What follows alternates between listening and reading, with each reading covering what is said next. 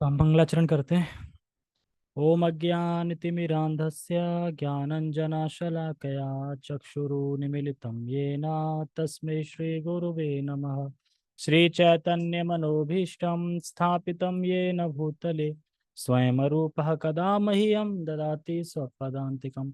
वन्देऽहं श्रीगुरो श्रीयुतापदकमलं श्रीगुरून् वैष्णवांश श्रीरूपं साग्रजातं सहगण रघुनाथान्वितं तं सजीवम् साधुवेतं सावधूतं परिजन सहितं कृष्ण चैतन्य देवं श्री राधा कृष्ण पादान सहगण ललिता श्री विशाखात विशांचा। हे कृष्ण करुणा सिंधु दीन बंधो जगतपते गोपेश गोपिका कांता राधा कांता नमस्तते। तप्त कांचन गौरांगी राधे वृंदावनेश्वरी वृषभानुसुते देवी प्रणमामि हरिप्रिय। वाञ्छाकल्पतरुभ्यश्च कृपा सिन्धुभ्यैव सा पतितानां पावनेभ्यो वैष्णवेभ्यो नमो नमः। जय श्री कृष्णा चैतन्य प्रभु नित्यानंद श्री अद्वैत गदाधर श्रीवासादि गौर भक्तवृंद। हरे कृष्णा कृष्णा कृष्णा हरे हरे हरे राम राम राम हरे हरे। रामाय रामभद्राय रामचंद्राय वेदसे रघुनाथाय नाथाय सीताय पते नमः। नमः विष्णुपादाय कृष्णपृष्ठाय भूतले श्रीमते भक्तिवेदांता स्वामिने इति नामिने। नमस्ते सारस्वते देवे गौरवाणी प्रचारिणे निर्विशेषा शून्यवादी पश्चात देशतारिणे। हरे कृष्णा। सभी का बहुत बहुत स्वागत है आज की भगवद गीता क्लास में। और हम शुरू करते हैं। और तो हमने पढ़ा था कल, परसों पढ़ा था कि जो जागृत जीव हैं उनमें से भी कोई भाग्यशाली होता है जो कि अपनी स्थिति को समझ पाता है कि मैं कृष्ण का दास हूँ। और उसी इंसान के लिए भगवद गीता बोली गई है। तो ये सब चीजें हमने सुनी थी कल। अब हम आगे बढ़ेंगे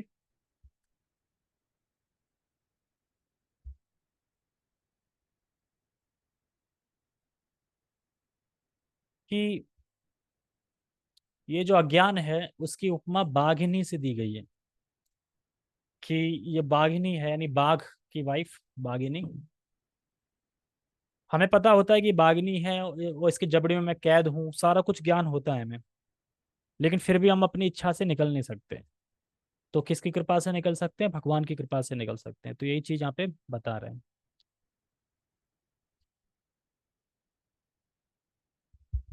तो हम पढ़ते हैं।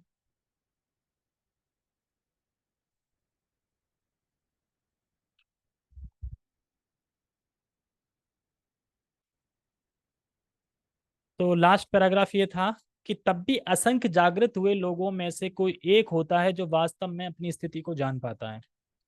और यह भगवत गीता उसी के लिए कही गई है। तो आप सभी भाग्यशाली हैं कि आप अपनी स्थिति को जान गए हैं। अब सिर्फ बाकी है, तो बाकी क्या है? भगवान की कृपा। भगवान की कृपा जैसे ही मिल जाएगी वैसे ही भगवान के धाम चले जाएंगे। तो हम समझ गए हैं कि हमारी स्थिति क्या है। क्या है स्थिति हमारी? हाँ, भगवान के दास हैं पर मानते नहीं है, पर जानते हैं।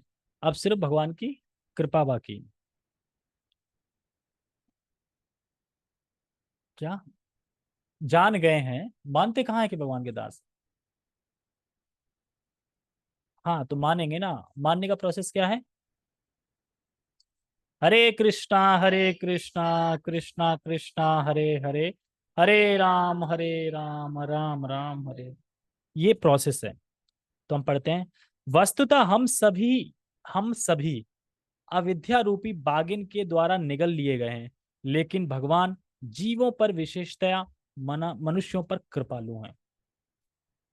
तो निगल लिए गए, समझ? निगल मतलब मुंह में चले गए हैं, निगल लिया है उसने। तो उसी तरह से जो अज्ञान है, अविद्या है, उसने हमें निगल लिया है। यानी हमारी जो स्वाभाविक स्थिति है उसको ढक दिया है। किसने? अविद्या ने। और ये अविद्या का पर्दा तभी साफ होगा जब हम भक्तों का संग करेंगे, हरे कृष्ण महामंत्र करेंगे, सेवा करेंगे, साधु संग करेंगे। तो धीरे धीरे जो बागिनी है उसके मुंह से हम वापस निकल आएंगे, और जो हमारा रियल होम है वहां पे हम जा सकेंगे। हमारा रियल होम कहाँ है? गोलोक, वृंदावन धाम। जैसे कि आज मैं सुन रहा था, नहीं सुन नहीं रहा था, पढ़ रहा था कि शिला प्रभुपाद जी जब बहुत ज्यादा बीमार हो गए थे, मतलब कि, तो उनकी इच्छा थी कि मुझे भागवतम का 10th कैंटो वो पूरा करना है, और मुझे कोई ऐसी जगह चाहिए जहां मुझे कोई डिस्टर्ब ना करे, मतलब बिल्कुल आवाज ना हो, क्योंकि 10वां स्कंद मुझे बड़ा ध्यान मग्न हो के तब अनुवाद कर पाऊंगा। तो फिर जो मुंबई में जो जू मंदिर बन रहा था, तो जू मंदिर बन रहा था और वहां पे प्रभुपाद जी का जो कमरा था वो पूरा तैयार नहीं था, मतलब बन नहीं पाया था, काफी कुछ रह गया था उसमें। लेकिन शिला प्रभुपाद जी कह रहे हैं मैं आ रहा हूँ, बस ये बोल दिया मैं आ रहा हूँ। अब वहां पे जो सुरभि प्रभु थे, अब वो हैरान कि हम कहाँ ठहराएंगे प्रभुपाद जी को, तो जहां प्रभुपाद जी पहले पुराने उसमें ठहरते थे वहां पे उन्होंने व्यवस्था कर दी, और सभी लोग माला वाला लेके वहां तैयार हो गए, प्रभुपाद जी आएंगे वो आएंगे। और प्रभुपाद जी जैसी गाड़ी आई वहां पे सब तैयार थे एकदम, बस प्रभुपाद जी उतरे ही नहीं गाड़ी से, कह रहे मैं नहीं उतरूंगा यहाँ पे। और क्यों? मुझे अपने नए घर जाना है उसी में, मतलब जो बन रहा है।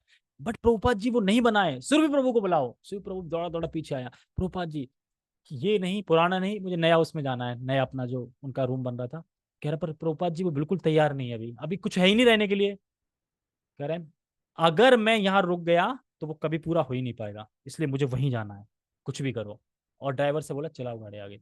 अब सब लोग भागे पहुंचे, अब वहां पे ना तो छत छत पड़ी थी, और वहां पे कोई घिस रहा था कारीगर, कोई कुछ कर रहा था, सब ऐसे ही अवाड़ अवाड़ पड़ा था। अब सीधा पहुंचे वहीं पे, लिफ्ट देखी, लिफ्ट खराब थी वहां पे, कैसे जाए? तो फिर उनके लिए पालकी लेके आए, प्रभुपाद जी को पालकी बिठा के ले गए रूम में, और रूम पे जब बिठा दिया, कोई भक्त नीचे जमीन साफ करने लगा, कोई चादर ले आया, कोई कुछ ले आया, कोई सोफा ले आया, ऐसे कर करू के सेट कर दिया, और प्रभुपाद जी एक दिन रहे वहां पे। और फिर अगले दिन चले गए, एक उनके मित्र थे जिनसे वो पहले भी मिल चुके थे, वहां पे 8 दिन का कथा थी, मतलब पूरा पंडाल था कार्यक्रम, वहां पे चले गए। कह रहे कि मैं 8 दिन के लिए वहां जा रहा हूँ, और तब तक ये तैयार हो जाना चाहिए 8 दिन के अंदर। तो वहां पे प्रभुपाद जी उस टाइम पे इतने बीमार थे कि खुद से चल भी नहीं सकते थे, उस टाइम की ये उनकी कंडीशन थी, खुद नहीं चल सकते थे, कोई ना कोई संग चाहिए चलने के लिए। और सीढ़ी बीढ़ी नहीं चढ़ सकते थे ज्यादा, इस तरीके से थे। लेकिन फिर भी जब क्वेश्चन आंसर सेक्शन आता था तो एकदम ऐसा लगता था जैसे यंग हो गए बिल्कुल प्रभुपाद जी, एकदम कोई बीमारी नहीं, कोई कुछ नहीं, और तुरंत आंसर करने लगते थे। तो इसी तरीके से वहाँ पे उस टाइम पे वहाँ पे चुनाव का भी वो चल रहा था बोलबाला। तो मतलब मैं शिला प्रभुपाद जी की लीला में तो पढ़ रहा हूँ, तो ऐसा लगता है कि प्रभुपाद जी पूरे पूरे जब तक सांस है, जब तक एक आवाज है, कृष्ण कॉन्सियसनेस रहते थे हमेशा। करे ये तो व्यर्थ है ना, अगर हम कृष्ण के अलावा कुछ और बोले तो व्यर्थ है, बोलने ना बोलने का फायदा ही नहीं है कुछ। तो प्रभुपाद जी कह रहे थे कि मैं कभी भी जा सकता हूँ, इसलिए अ, मुझे एक ऐसा रूम चाहिए जहाँ पे मैं मतलब अनुवाद ट्रांसलेट कर सकूं। और ट्रांसलेट के लिए ऐसा नियम बना दिया था कि कोई भक्त भी मिलने नहीं आएगा, कोई आवाज नहीं, कोई शोर नहीं, कोई गुल नहीं। सब समय का ऐसा करते थे, मिलने का समय अलग, कोई मिल रहा है तो एकदम कैंप से बाहर अलग, इस तरीके से। तो एकाग्र चित्त होके ही हम भगवान की लीलाओं का तात्पर्य जब शिला प्रभुपाद जी कर रहे हैं, तो एकाग्र चित्त होके ही हम शिला प्रभुपाद जी को समझ सकते हैं, शिला प्रभुपाद जी के जो लिखे हुए वो समझ सकते हैं।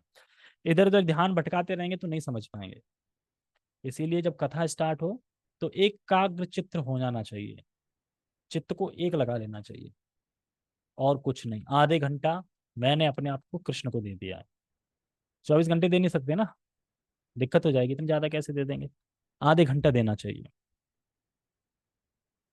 तो इसीलिए कह रहे हैं कि वस्तुतः हम जो बागिन है उसके द्वारा निकल लिए गए हैं, लेकिन जब भगवान की कृपा होगी, हम भगवान की प्रोसेस को चलाते रहेंगे, करते रहेंगे, तो भगवान कृपा करेंगे। इसीलिए कह रहे हैं कि भगवान जीवों पर विशेषतया मनुष्यों पर कृपालु।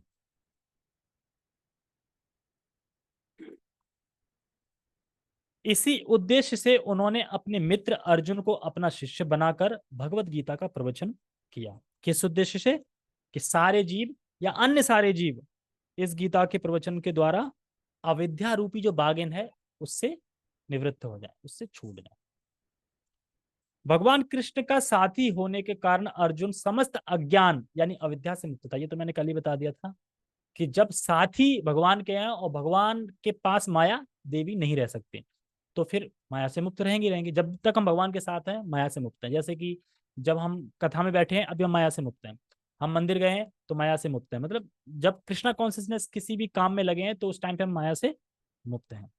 और जैसे ही कृष्णा कॉन्शियसनेस से थोड़ा अलग हुए माया के चुंगल में, जैसे प्रभु जी बता रहे थे कि भक्त भक्त भी जब मिलते हैं तो 10-15 मिनट तो कृष्णा कॉन्शियसनेस बात होती है, उसके बाद फिर वही स्टार्ट हो जाता है, और ये उसका उसका इसकी उसकी ये सब स्टार्ट हो जाता है कि नहीं हो जाता है। अभी यहाँ भी अगर कथा भी समाप्त होने के बाद आप 5 मिनट बैठे रहना और देखना कि कहाँ से कहाँ बात आ जाएगी,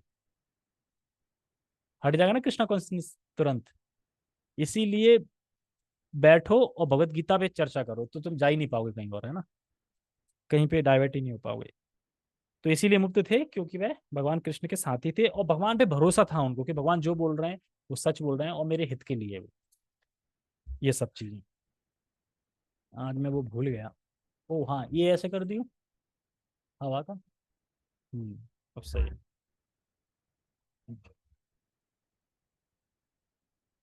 लेकिन लेकिन कुरुक्षेत्र के युद्ध स्थल में उसे अज्ञान में डाल दिया गया ताकि वह भगवान कृष्ण से जीवन की समस्याओं के विषय में प्रश्न करे, जिससे भगवान उनकी व्याख्या भावी पीढ़ियों के मनुष्यों के लाभ के लिए कर दें और जीवन की योजना का निर्धारण कर दें। मानो कोई व्यक्ति, कल बताया था मैंने, सूर्य ग्रह में है फिर भी अंधकार में है, तो कैसे हो सकता है ऐसे? सिर्फ और सिर्फ भगवान की वजह से ही, भगवान के वजह से कोई सूर्य लोक में भी अंधकार में रह सकता है, नहीं तो मुमकिन ही नहीं है। सूर्य लोक में तो सूर्य ही रहते हैं ना, और सूर्य तो प्रकाशित रहता है। ऐसा देखा कभी? कभी काला सूर्य देखा है कि सूर्य हो और अंधेरा हो गया हो? ऐसा सूर्य देखा है? हाँ देखा तो है, बादल बरसता है तो अंधेरा हो जाता है। अरे सूर्य कहाँ अंधेरा होता है? सूर्य तो ऊपर रहता है ना बादलों के ऊपर। इसी प्रकार से तो ये भगवान के उससे ही वो कृपा से होता है या भगवान की आज्ञा से होता है। तब मनुष्य तदनानुसार कार्य कर पाएगा और मानव जीवन के उद्देश्य को पूर्ण कर सकेगा। तदनुसार का मतलब क्या है? भगवान के आदेश के अनुसार कर पाएगा। भगवान की सबसे अधिक कृपा कब होती है बताओ?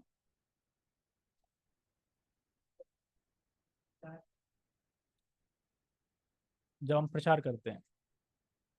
हाँ, और भगवान की कृपा सबसे ज्यादा कब होती है? हाँ, जिज्ञासा करोगे कैसे? जैसे इसमें बताया है, मैं कौन हूँ, मैं क्या हूँ। ग्रंथ पढ़े, कल मैंने एक चीज बताई थी। कल मीटिंग गड़बड़ हो गई थी इसलिए दोबारा कर रहे हैं, लेकिन कल बताया था कुछ। क्या बताया था कल? आए नहीं थे। हाँ बताओ। कल बताया था कि भगवान सबसे ज्यादा कृपा करते हैं अपने बारे में बता के। बताया था कल। लीला करके नहीं, अपने बारे में बता के, है कि नहीं? तभी तो पता चल रहा है ना मैं भगवान को पसंद क्या है, कैसे पता चला? भगवान ने खुद बताया ना।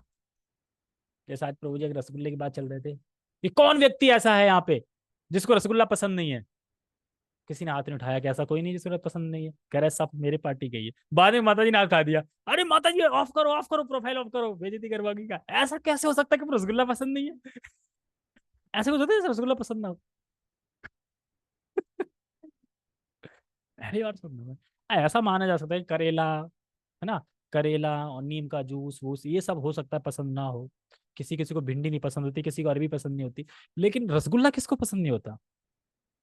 भोंगौरी रसगुल्ला अगर आ जाए कौन नहीं खाएगा बताना? भरे में भी खाया जाएगा, एक तो खाया जाएगा ना। मतलब जिसको बिल्कुल ही ऐसा नहीं है कि डायबिटीज की वजह से नहीं खा रहा, वो बात अलग है, या पेट भरा है इसलिए, लेकिन ऐसा कोई नहीं होगा जो पसंद ही नहीं है उसे। मतलब मुझे रसगुल्ला पसंद नहीं है, मतलब कि हो सकता है कि स्वीट्स में कुछ और स्वीट्स पसंद हो, पर रसगुल्ला अधिकतर खा लेते हैं। मतलब एक तो ऐसा कोई नहीं कि नहीं खाएगा।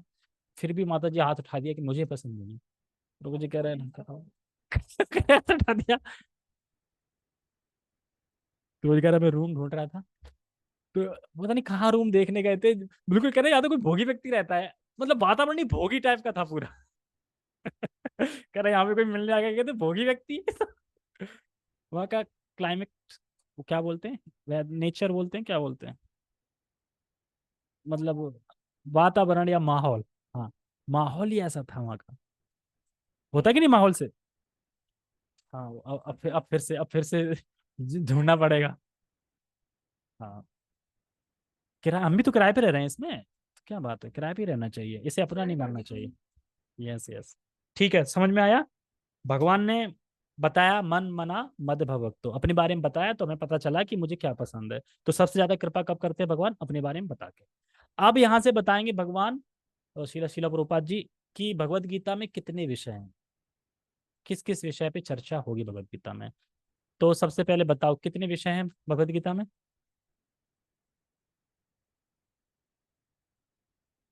क्या?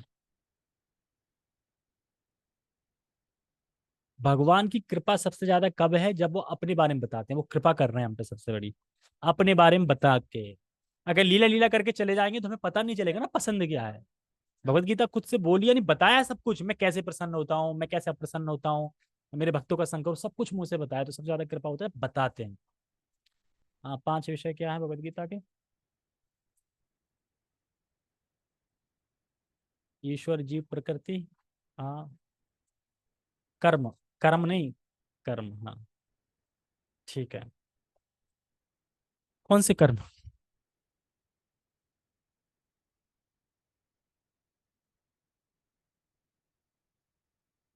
अब मैंने सांस ली तो क्या ये कर्म?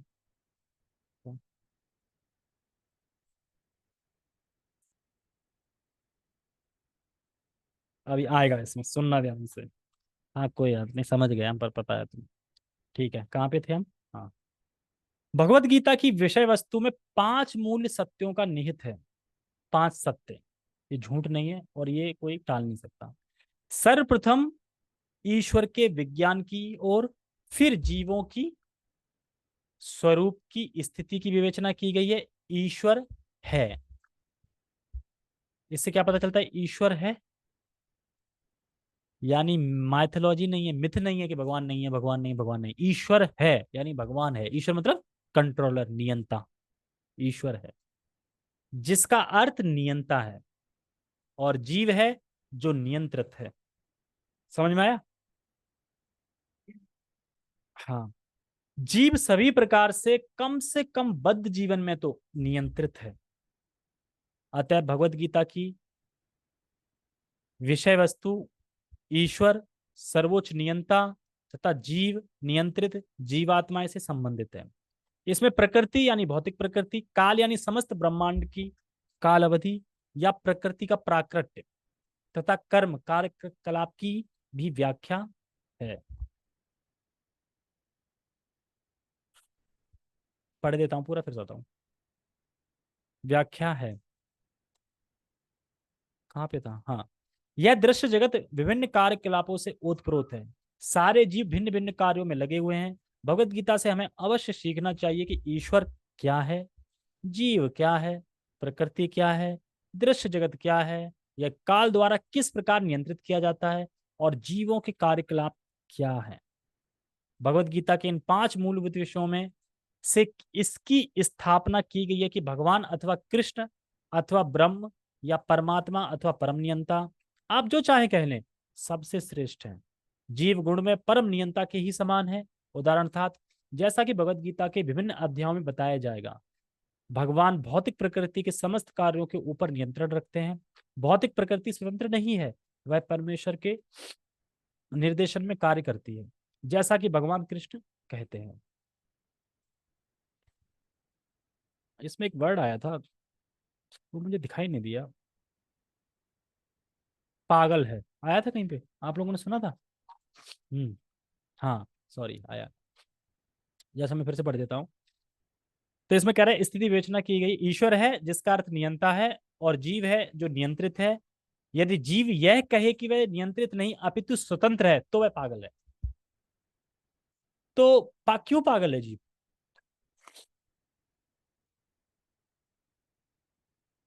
अगर जीव ये बोले मैं तो स्वतंत्र हूं, मुझे कोई नहीं रोक सकता, मैं जो जो चाहे कुछ कर सकता हूं, तो प्रभुपाद करे वो पागल है। क्यों पागल है भाई? हाँ? क्यों? क्यों कह रहे हैं पागल है? प्राय इस जगत में हम देखते हैं ना, सब लोग इंडिपेंडेंट रहना चाहते हैं, मतलब स्वतंत्र रहना चाहते हैं। हर हर जीव क्या रहना चाहता है? स्वतंत्र, मुझे कोई रोक टोक ना करे, मेरे ऊपर कोई हुक्म चलाने वाला ना हो, स्वतंत्र। प्राय हर जीव स्वतंत्र रहना चाहते हैं, यही कह रहे हैं। अगर कोई व्यक्ति कहे कि मैं स्वतंत्र हूँ, तो प्रभुपाद कह रहे हैं वो पागल है। तो क्यों क्यों प्राय तो सब स्वतंत्र ही रहना चाहते हैं ना, कि मैं जैसे चाहूँ कर सकता हूँ। स्वतंत्रता दिवस मनाते हैं 15 अगस्त, आता है कब आता है, स्वतंत्र हो गया हमारा भारत, आजाद हो गया, अब मैं आजाद हूँ, मैं जो चाहे कर सकता हूँ। लेकिन वो पागल है। तो मैं तो जी स्वतंत्र हूं, मैं किसी के द्वारा नियंत्रित नहीं हूं, मैं किसी के द्वारा नियंत्रित नहीं हूं, मैं जो चाहे कुछ कर सकता हूं। तो वह इंसान पागल क्यों है? किस वजह से पागल है वो इंसान? क्यों नहीं है स्वतंत्र? 5 प्रकृति।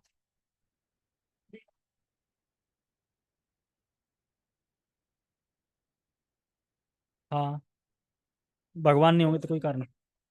हाँ, अगर वो अपने आप को बोल रहा है सुंदर, तो वो कौन है? पागल है वो।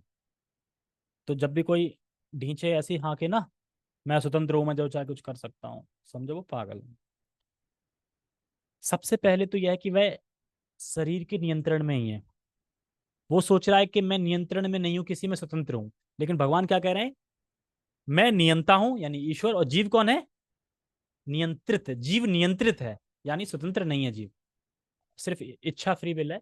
लेकिन जो भी कार्य करते हैं स्वतंत्र नहीं है। तो सबसे पहले तो शरीर से ही स्वतंत्र नहीं है। भूख लगती है तो खाना पड़ता है ना, नेचर कॉल आए तो जाना पड़ता है ना। स्वतंत्र हो ना तो मत जाओ ना।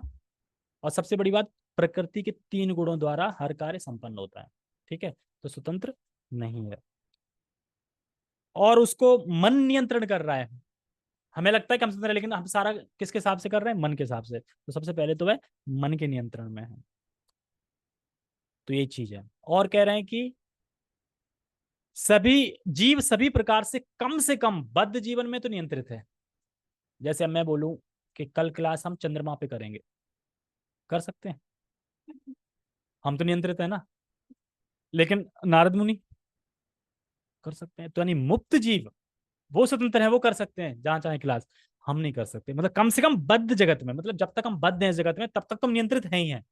जब मुक्त हो जाएंगे तब हो सकता है कि हमारा जहाँ इच्छा हो, चलो हम वहाँ थोड़ा बहुत कर लें। लेकिन बद्ध टाइम में, जब बद्ध हैं, जब हम बंधे हुए हैं या फिर इस भौतिक प्रकृति में जकड़े हुए हैं, तब तक तो हम नियंत्रित हैं। तो दो चीज क्या सीखी यहाँ पे? ईश्वर और जीव। ईश्वर कौन है? नियंता। और जीव कौन है? नियंत्रित। मतलब नियंत्रित, हम अधीन है उनके, भगवान के अधीन है। अतः भगवत गीता की विषय वस्तु ईश्वर सर्वोच्च नियंत्रित था। ये पढ़ लिया ना, कहाँ तक पढ़ लिया था हमने?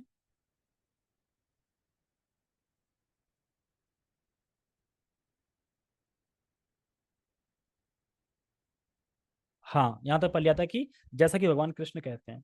और यहाँ पे बता रहे हैं कि दो विषय तो समझ में आ गए, ईश्वर और जीव। और इसमें एक जगह आया था प्रकृति का प्राकृत्य, और मनुष्यों के कार्यकलाप, और काल। 3 चीजें और रह गई ना। 2 चीज समझ में आ गई, ईश्वर समझ में आ गया, जीव समझ में आ गया। अब प्रकृति। प्रकृति क्या है? जो कुछ भी हम सब कुछ देख रहे हैं भौतिक जगत से, तो वो प्रकृति है। यानी जो भी हम आसपास देख रहे हैं, वह भौतिक प्रकृति के द्वारा अ, निर्मित है, यानी बनी है, मतलब निर्मित है, दिखाई दे रही है। तो इसका वर्णन है भगवत गीता में। प्रकृति का आता है ना, प्रकृति का वर्णन पूरा चैप्टर ही है, प्रकृति पुरुष चेतना। चैप्टर का नाम क्या है?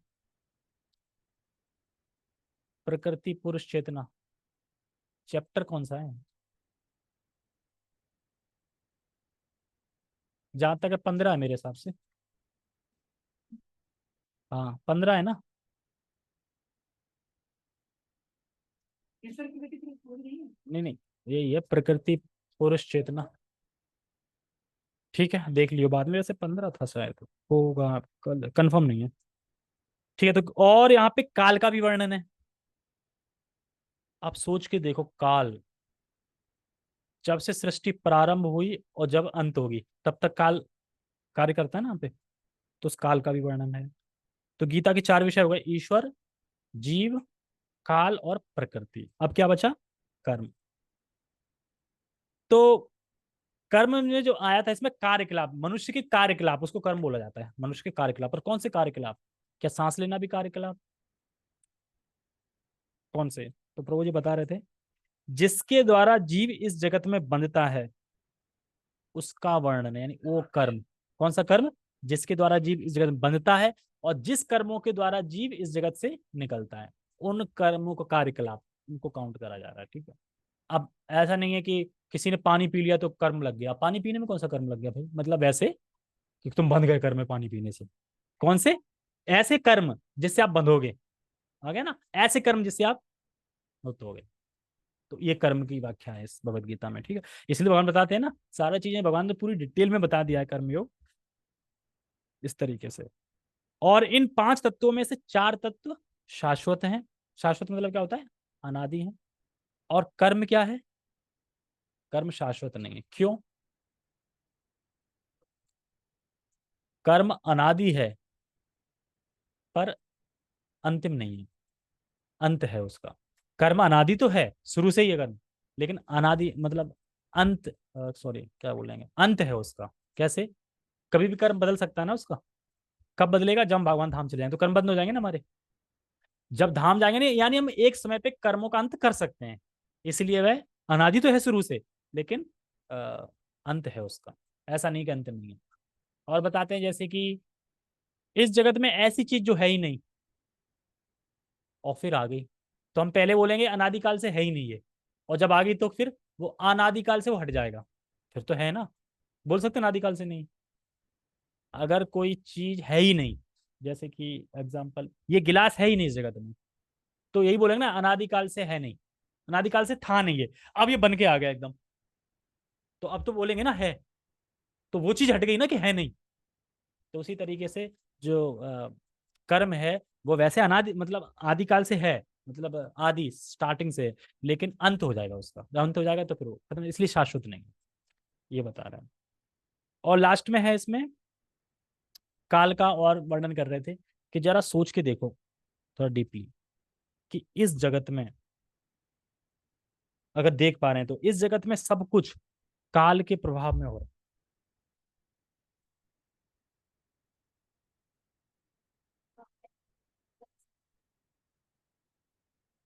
बताओ। सब कुछ काल के प्रभाव में हो रहा है, सब कुछ। कितने बजे ड्यूटी जाना है? 9:30 बजे। कितने बजे छुट्टी? कितने बजे? कितना समय होगा? कितने बजे? एक फाइल भेजनी है, कितने बजे भेजूं? समय ये भेजा वो वजह, समय समय समय, टाइम टाइम टाइम, शरीर बढ़ रहा है टाइम से, कोई आ रहा है समय से, कोई जा रहा है समय से, चीज बढ़ रही है समय से, घट रही है समय से। सब कुछ किससे हो रहा है? काल के प्रभाव से हो रहा है कि नहीं हो रहा है? हमें काल दिखता है, लेकिन चीजों में दिख रहा है ना। पुरानी हो गई यानी बहुत दिन हो गए, काल बहुत समय हो गया। वैसे काल तो नहीं दिख रहा ना, लेकिन काल किस रूप में दिख रहा है? चीजों के रूप में। ये पुराना हो गया, इसमें जंग लग गई, इसमें सफाई करनी है। यानी पूरा जगत काल के प्रभाव से है, मतलब काल के प्रभाव में सब कुछ हो रहा है। कोई दुश्मन बन रहा है काल के प्रभाव में, कोई दोस्त बन रहा है काल के प्रभाव में, कोई आ रहा है, कुछ भी कर रहा है काल के प्रभाव में। सब कुछ समय से ही तो हो रहा है। समय, बहुत बड़ी बात है, समय से हो रहा है सब कुछ। तो आज हमने क्या सीखा कि भगवत गीता में 5 विषयों की चर्चा है, और और किस तरीके से जो अविद्या रूपी बागिनी है उस वो हमें निगले जा रही है, और भगवान की कृपा से हम छूट सकते हैं हरे कृष्ण महामंत्र करके, भक्ति करके, साधना करके, इस प्रकार से। ठीक है। बाकी हम कल नहीं पढ़ेंगे, परसों पढ़ेंगे। ठीक है। जगत गुरु श्रील प्रभुपाद की जय। श्रीमद् भगवद गीता की जय। निताई निताई गौर प्रेमानंदे। हरे कृष्णा। थैंक यू सभी का बहुत